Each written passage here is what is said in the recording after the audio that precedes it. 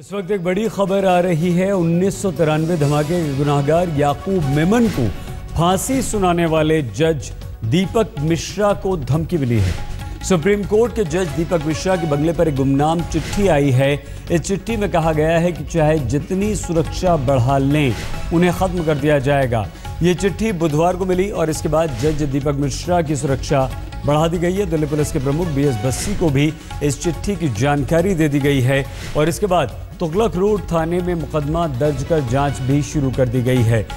दीपक मिश्रा जजेस के उस पैनल में शामिल थे जिसने आतंकवादी याकूब मेमन को फांसी की सजा सुनाई थी और उसके बाद ये चिट्ठी आई है। लेकिन इस चिट्ठी को बेहद गंभीरता से दिल्ली पुलिस ने लिया है। दीपक मिश्रा के घर के बाहर की सुरक्षा बढ़ा दी गई है और एक एफआईआर भी दर्ज कर ली गई है। लेकिन पुलिस अब इस मामले की जांच कर रही है कि आखिर ये गुमनाम चिट्ठी किसने भेजी है। क्या इस चिट्ठी के पीछे कोई आतंकवादी संगठन है? इस चिट्ठी की जांच की जा रही है। इस चिट्ठी की सत्यता की जांच पूरी तरह से की जा रही है। लेकिन सबसे पहले जो कार्रवाई की गई है वो ये कि जज दीपक मिश्रा के घर के बाहर सुरक्षा व्यवस्था कड़ी कर दी गई है, सुरक्षा बढ़ा दी गई है। इस चिट्ठी में जान से मार देने की धमकी दी गई है जज दीपक मिश्रा को। हमारे संवाददाता चिराग गोठी पहुंचे दीपक मिश्रा के घर के बाहर और वहां का जायजा लिया। मुंबई बम धमाकों के आरोपी याकूब मेमन को फांसी की सजा सुनाने वाले जज जस्टिस दीपक मिश्रा को धमकी भरा पत्र मिला है। इस वक्त हम सुप्रीम कोर्ट के जज जस्टिस दीपक मिश्रा के घर के बाहर मौजूद हैं। आप देख सकते हैं सिक्योरिटी काफी बढ़ा दी गई है। दिल्ली पुलिस के जवान मौजूद हैं, इसके अलावा दिल्ली पुलिस के कमांडोज मौजूद हैं और आप मेरे लेफ्ट साइड पर देख सकते हैं कि बाकायदा पीसीआर वैन 2 मौजूद हैं। इसके अलावा एस्कॉर्ट्स वैन यहाँ मौजूद हैं। दरअसल जब धमकी भरा पत्र मिला उसके बाद यहाँ सिक्योरिटी इकाई काफी बढ़ा दी गई है। बुधवार को पत्र मिला है जिसमें लिफाफा जो मिला है उसमें 2 पेपर्स हैं जिसमें यह बाकायदा रेड कलर से लिखा गया है कि जो उन्होंने किया वो ठीक नहीं किया और उसका अंजाम उन्हें भुगतना पड़ेगा। इसके बाद यहाँ सुरक्षा काफ़ी बढ़ा दी गई है। दिल्ली पुलिस ने मामला भी दर्ज कर लिया। जांच इस मामले की जा रही है। बाकायदा स्पेशल सेल के अधिकारी, क्राइम ब्रांच के अधिकारी मामले की तफ्तीश में जुट गए हैं और आप देख सकते हैं कि यहाँ सिक्योरिटी इस पूरे घटनाक्रम के बाद काफ़ी बढ़ा दी गई है जस्टिस दीपक मिश्रा के घर के बाहर। कैमरामैन प्रदीप गुप्ता के साथ चिराग गोठी, दिल्ली आज तक।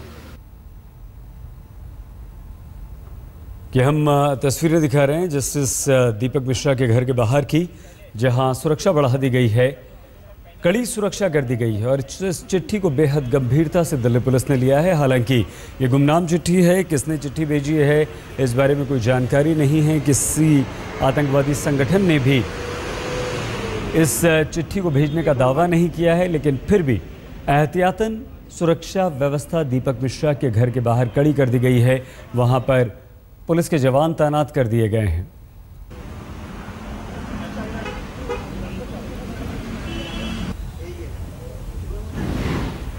तो एक तरफ जज को धमकी भरी चिट्ठी मिलती है तो दूसरी तरफ टाइगर मेमन ने भी धमकी दी है। ये टाइगर मेमन यानी कि मुंबई बम धमाकों का मास्टरमाइंड, धमकी टेलीफोन के जरिए और वो भी अपनी मां से बात करते हुए। टाइगर मेमन की आवाज़ 22 साल बाद सुनाई दी और दिल्ली पुलिस ने मुंबई पुलिस ने इस आवाज़ को रिकॉर्ड किया। एक अंग्रेजी अखबार के अनुसार याकूब मेमन को फांसी दिए जाने से ठीक 1.5 घंटा पहले टाइगर मेमन के घर लैंडलाइन पर फ़ोन आया था। इंटरनेट के ज़रिए टाइगर मेमन का ये फ़ोन आया था, जो फ़ोन उसने अपनी मां को किया था। कॉल लगातार एक दूसरे से आईपी एड्रेस पर की जा रही थी और कॉल के आईपी एड्रेस बदलने से एड्रेस का पता नहीं चल पाया है। लेकिन ये तय हो चुका है कि ये टाइगर मेमन का फ़ोन था। हनीफा के भाईजान के नाम पर फ़ोन दिया गया। टाइगर मेमन का फ़ोन सुनकर हनीफा यानी कि उसकी मां रोने लगी और टाइगर मेमन ने यह कहा कि वो बदला लेगा याकूब की मौत का। मां ने कहा पहले की वजह से याकूब गया, अब और नहीं देख सकती। मां ने मना किया, मां ने इस बात से इनकार किया बदला लेने की बात से। लेकिन टाइगर मेमन ने कहा। दोनों की बातचीत करीब 3 मिनट तक चली। बातचीत क्या हुई ये भी हम आपको बताएं। मेमन ने अपनी मां से कहा कि जुल्म की इंतहा हो गई है, ज़ाया नहीं जाएगा, सबके आंसू ज़ाया नहीं जाएंगे, मैं उनको चुकाऊंगा। तो मां कहती है कि बस हो गया, पहले की वजह से मेरा याकूब गया, अब और नहीं मैं देख सकती। आगे ये कहता है टाइगर मेमन अपनी मां से कि तुम रो मत अम्मी, इसका उनको इजाफा यानी कि ज़्यादा भुगतना होगा।